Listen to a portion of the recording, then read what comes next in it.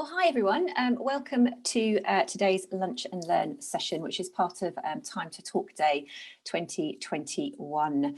As you know, Time to Talk Day is the day when we try to get the nation talking about mental health, and this year's theme is the power of small. And we very deliberately took that as a theme this year because we just know how crucially important some of those tiny things that sometimes actually we think are so insignificant that they couldn't possibly make a difference to people's lives have on people who might be experiencing mental health problems, or who in this time of COVID and pandemic and lockdowns might really be struggling at the moment with their mental health. So I am Jo Loughran and I'm the director of Time to Change, and I'm incredibly proud and happy that I'm going to be joined by two amazing organisations who have both signed the Time to Change Employers Pledge.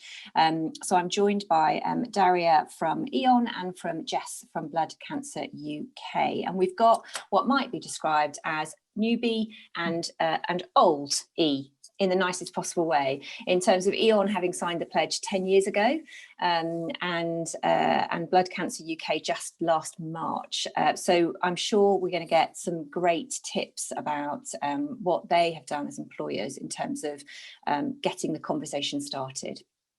So before we kick off properly, I would like to ask Jess first, and then Darea, if you would like to introduce yourself, what you do, and maybe a little bit about the organisations that you're representing today. Great, thank you, Jo. So hello, I'm Jess Badley. I'm head of HR and OD at Blood Cancer UK.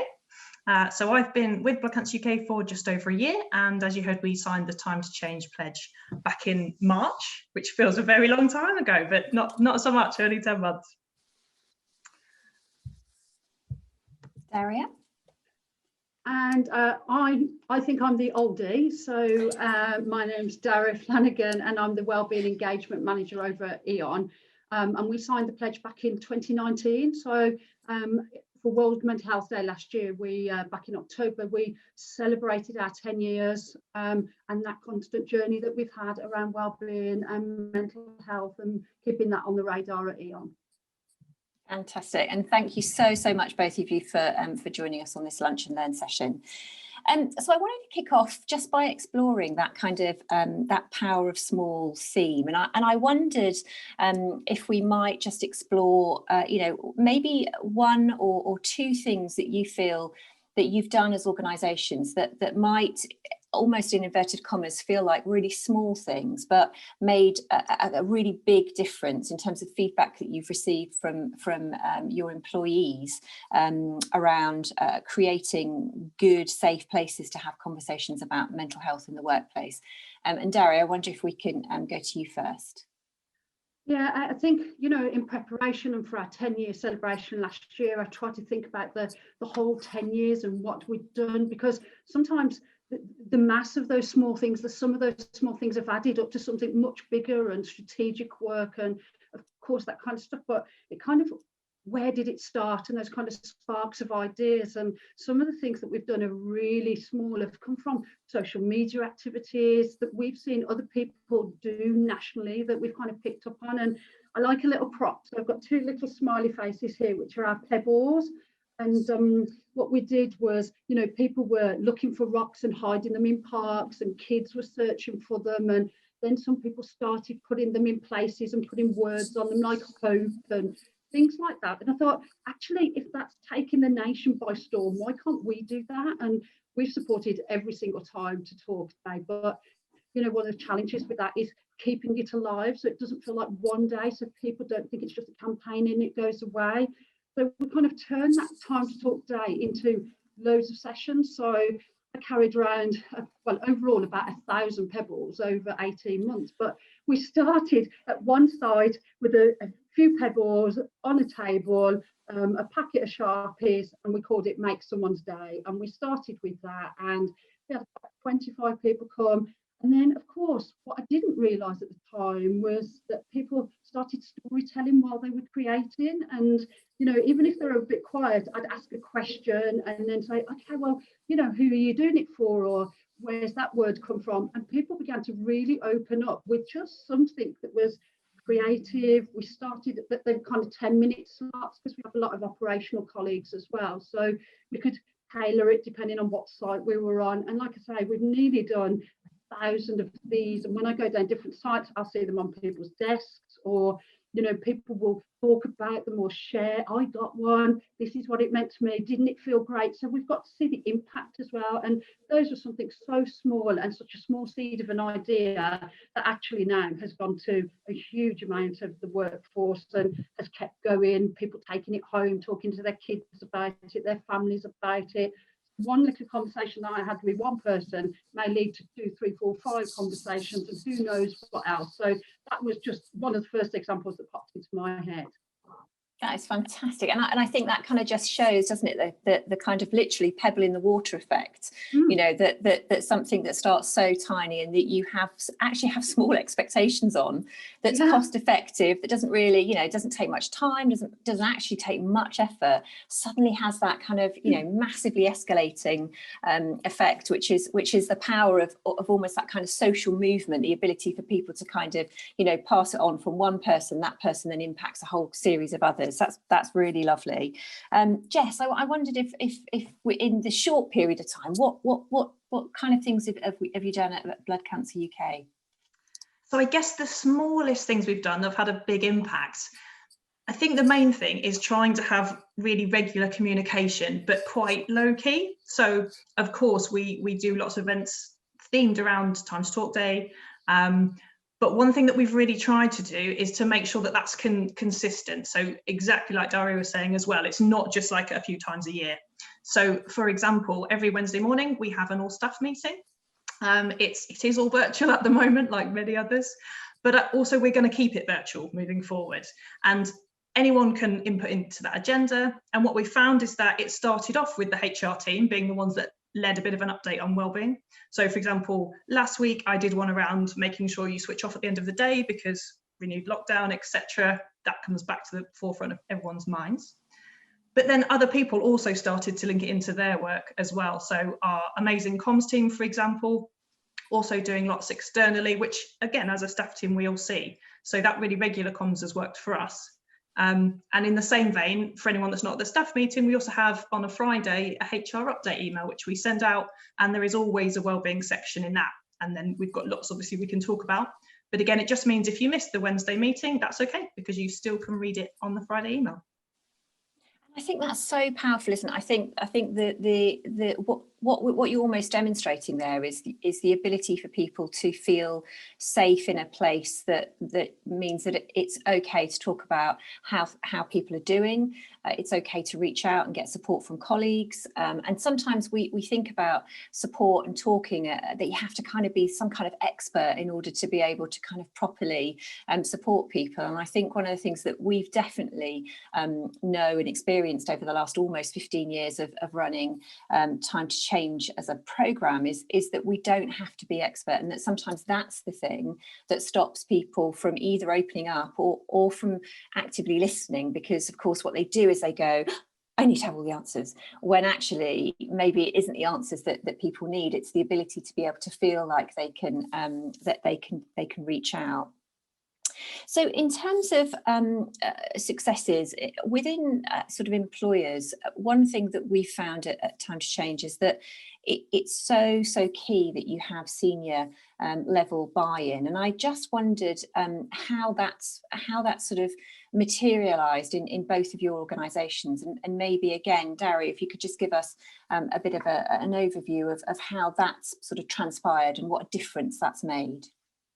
I think that, it's been a journey, of course, over 10 years, and you'll always have leaders that are naturally more engaged because they understand it more and they're more confident in these conversations. But the kind of thing that one of the things where we like to see is action as well. And I try to, when I'm looking at wellbeing in general, I try to put lots of words together strategically, but it always makes the word smile. So I look at supportive, then measurable and impactful, but the L for me is always leaders and the E is for engage. So I kind of use that smile. So it's not a SWOT analysis. It doesn't feel, it's still strategic, but it doesn't always have to feel like that. So that alpha leaders, I always think about how can you let them know that you're doing it, even if they're not involved. But one of the things that turn into action more than anything is we do a lot of relationships management with our senior leaders. We're nearly 10,000 people, so we've got a complex organisation across lots of sites and lots of job roles and that kind of thing. But to be fair, last year when we were doing our 10th anniversary with you guys around signing the pledge, we wanted to do some celebratory work, but also go back to what's really worked well so we can build on that. It doesn't always have to be new or different. You can go back to something and still get a different impact, a bigger impact. So a long time ago with Time to Change, I think you did something that was called Time to Talk sessions, and we kind of took that from one day and linked it into some led by senior leaders. At the time, about 5 years ago, we'd go into a room, there'd be 7 or 8 people, and it was to help leaders really understand the breadth of what mental health felt like and starting conversations. So I went back to our top leadership team, our UKLT, our top 100, back in September, October, and said, we want to celebrate 10 days. Is anybody involved? We want to do some Time to Talk sessions. Of course, they'll have to be virtual now. So we thought we'd do one on World Mental Health Day and maybe 2 or 3 afterwards. Out of the people, there were 100 and something people it went out to, and over 24 hours, about 20 of them came back to me straight away. We'd love to do it. Count me in. Tell me where and when. And we ran 22 sessions from World Mental Health Day, which we started with a board member, and then took it all the way through to just before breaking up for Christmas. So there's 20-something sessions, 250 colleagues. Some of them were general. Some of them fitted in with our winter health campaign around life in lockdown. We had one on a menopause cafe within that, 2 men-only sessions around International Men's Day. And they were 35 to 45 minutes, 1 leader, 1 champion, myself to support, and then up to about 15 colleagues on each one. And I'm so proud, and it's so emotional because the stories that people talked about, people who were sharing on the call, the leaders told their personal stories and were so open and honest and kicked the meeting off like that. And the conversations that happened, of course, within them, we had them in teams. So then the chat sat on afterwards. People, when they were upset about telling their story, the support was amazing in the chat bar. It was just phenomenal. And again, that power of small, 1 email from me to the UKLT, half of them come straight back and said, I'm in, and then each one of those sessions, it was absolutely amazing. Again, back to that kind of pebble effect, isn't it? It's kind of like, you get 1 senior leader or 2 or 3, and then people just see that they've got permission to be able to kind of have those conversations, that they can be in a safe space. You've got that kind of leadership that's coming down. Really lovely. Jess, anything from you? Yeah, that's just made me think of a couple of really good examples, actually. So the first one is that our executive team holds open door sessions, usually once a month or once every 2 months. Anyone in the organisation can book in to go and see them. And they made a real effort this year in particular, and last year, and saying to people, if one of those things you want to come and talk to me around is how you're doing, your wellbeing and your mental health, then absolutely that is a really great thing to come and talk to me about. And they all said that each time they did an open door session, which was really great. And then I think another thing that's really helped, and I guess it's from our point of view of, we don't just want to have a wellbeing strategy and a great policy. It needs to be role modeled. Otherwise, everyone else is just going to think, well, sounds nice in practice, but it's not happening. So one way that we've really worked on to make that happen is especially around the way we work in terms of agile working. So for example, at the moment, if you want to go for a walk, you might not want to go at the end of the day because it's dark. It's not great for everyone. So what we have encouraged people to do is just to show in your Outlook calendar if you're unavailable. So you don't have to put why, but obviously if someone on the leadership team has got a block between 9 and 10 on a Wednesday morning saying unavailable, and then in our Wednesday morning meeting when we're talking about it, they say, oh, I'm doing a Pilates class, or I'm going for a walk because that's really great for my mental health and my well-being. again, it just sort of gives that permission to everybody else, because it shows that actually we do expect people to do that, and wellbeing is really important for us. Isn't that lovely? And I think there's something that you just sort of said there around, you know, role modeling and moving sort of talking into action. And I think that sometimes we've got to kind of be really clear about two things, I guess. One, that this isn't the only day that people should be talking about the topic of mental health or disclosing their own personal experience of it, if that's what they choose to do. But also that we want to move that talking into action, and to be able to kind of, but almost the kind of the talking bit kind of facilitates the action bit. And I think that's quite important to put out. I wanted to ask as well, so you know, what have been some of the challenges in terms of doing some of the amazing work that I know you've both done? What any challenges and any tips for getting over those challenges if we've got other organisations who are thinking, oh, this just feels like way too big a deal for me to kind of like take on? What sort of things have you learned from maybe some of the challenges that you've had? Again, Darea, do you want to go first? Oh yeah, I've got the t-shirt, bought the t-shirt, worn the t-shirt, and you don't always get it right. And I think you've got to be kind to yourself as well, haven't you? You know, I'm lucky that wellbeing is my job. You know, it's not just part of my job. You know, and I think sometimes that when you work in an organisation, quite often the biggest challenge is that you get given this job, don't you? And you may have a different job, and you may work in HR, but this isn't your specialism. Or you might work in facilities and it gets given to you, because first of all, you start with posters and things like that, don't you? So actually knowing where to start, and when you research some of this stuff, it can just feel too big, can't it? You know, there can be all these words like evidence-based and, you know, models and things like this, and it can really put people off. And I think that, you know, being more experienced now, I can look back on that, but I think that's probably where I started too. It all felt really big, and it's okay to make a mistake, because if you're trying to make a difference, sometimes you are going to make that mistake, aren't you? But quite often you're only one person that's driving this, aren't you? So the focus is on you when you're talking. So my first thing is start small. You know, if you try and put a massive strategic document together, you'll spend 12 months going knocking on everybody's door. There'll be something wrong with it when somebody looks at it. So kind of my mantra is always ask for forgiveness, not for permission, even in a large organisation. But I don't think the board or the UKLT always forgive me for that approach. But sometimes that's how you get things done, isn't it? And it's about, if you do it with passion, but with an understanding about your organisation, and try not to recreate things. You know, we all go to networking events and hear things like this, and you think, oh, I could do pebbles, and then you think, well, it didn't work for me. Sometimes, you know what, you know, give it a go, but it might not always work for your organisation had it. So it's okay to draw inspiration, but don't try and recreate anything, because it really is pertinent to you and your people. And our biggest challenge is with our size. You know, we've got thousands of employees that live across the country, you know, Scotland to the south coast, everywhere in between. We've got people who travel across Europe, you know, people who are doing strategic work, people who are talking to customers, people out on the roads. You know, we have such a vast array of people that we have to land a message with. So one size doesn't fit all either, even within your own organisation sometimes.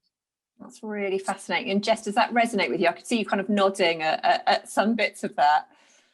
Yes, it absolutely does. I mean, I think the thing around, yeah, it probably isn't your job. It's not my whole job. I could easily spend all my time doing it, but I can't in reality. So I think one thing that we decided really, and almost to try and spread the load, as it were. So I was really lucky when I joined Blood Cancer UK that there were already a couple of mental health first aiders. But also what we thought was, well, you know, no matter what your organisation size, you always want more people. So once we'd signed the Times Change pledge, we were like, employee champions, perfect. And I think lots of organisations, you can build something like that. There's lots of really great models. So then you have a lot of people who are helping out, who are passionate, but also it's part of their job. So it doesn't fall on any one person, because I think that really does feel like too much, exactly like Darea was saying. And sometimes that kind of pigeonholes people, doesn't it? And so you kind of think, actually there's that collective responsibility that's so important in terms of, you know, what it's exactly what we do as part of Time to Change with this sort of social movement. There's you know, there's stuff that we can do to help and support, but actually it's what people do with it as employers, etc., as schools or communities that really makes it a kind of an absolute success.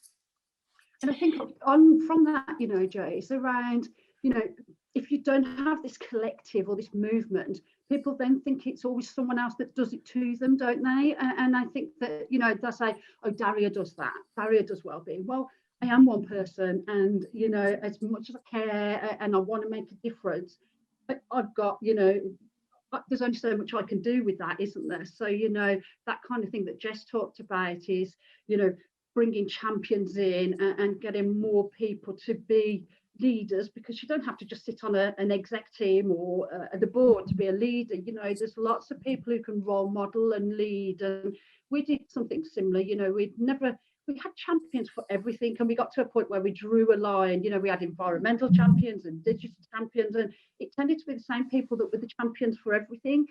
Kind of drew a line underneath that. So it took a long time for me to be able to sell the idea of, you know, a well-being champion, kind of to bring that back once we'd made a business decision that actually we've spent, you know, there were so many champions.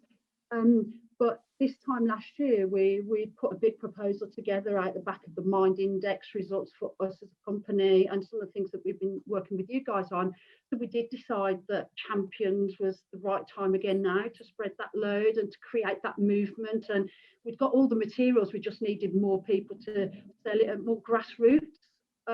So we called us Wellbeing Warriors, and we came to Time to Change. We looked at your champion program and the training program with that, and did it a bit for ours, and recruited for Wellbeing Warriors. And we've just done our 12-month anniversary of that. Most of it, of course, in lockdown or isolation, so maybe not where we wanted to be, but, you know, 95% of the guys want to continue to do it, and would recommend it to other colleagues. So we're doing that evaluation piece, and they absolutely love being warriors. They've all got lived experience, and the impact that's having is amazing.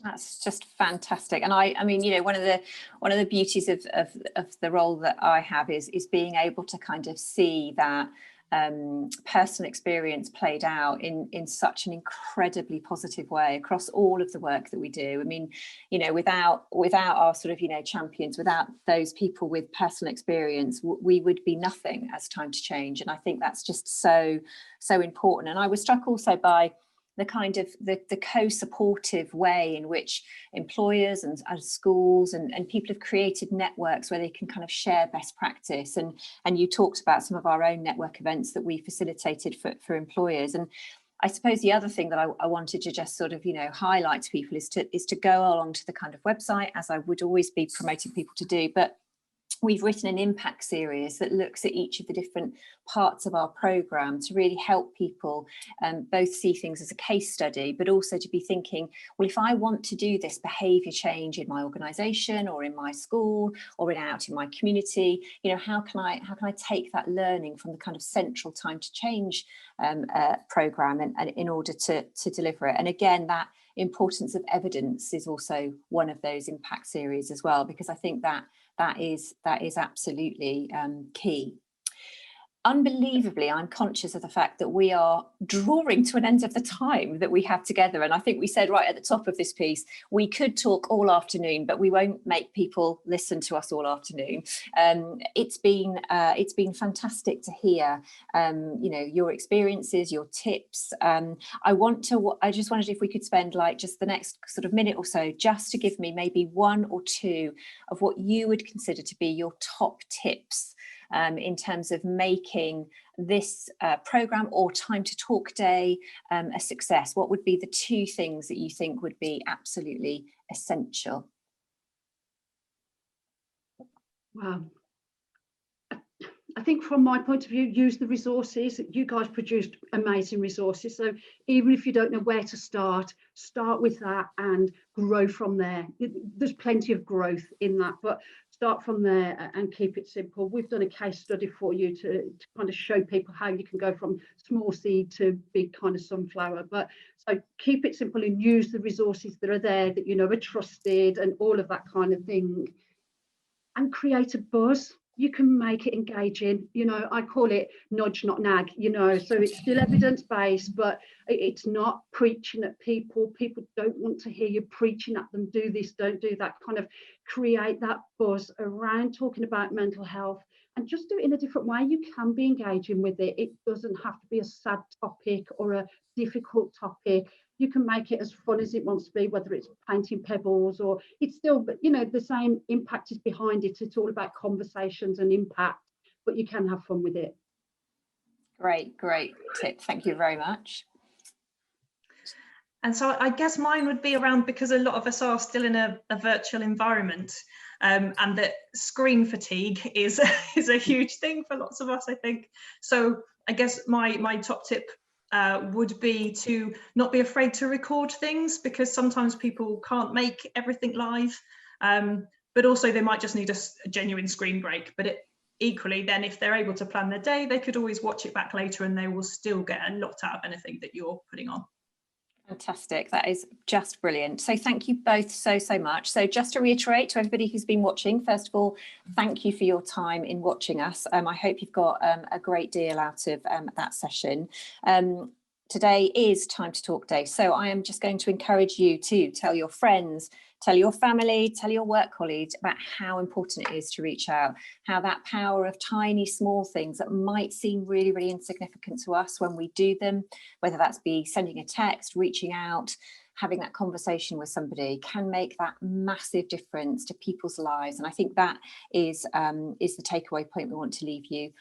Do go on and have a look at our website, timetochange.org.uk, and frankly, have a fabulous Time to Talk Day today, 4th of February 2021.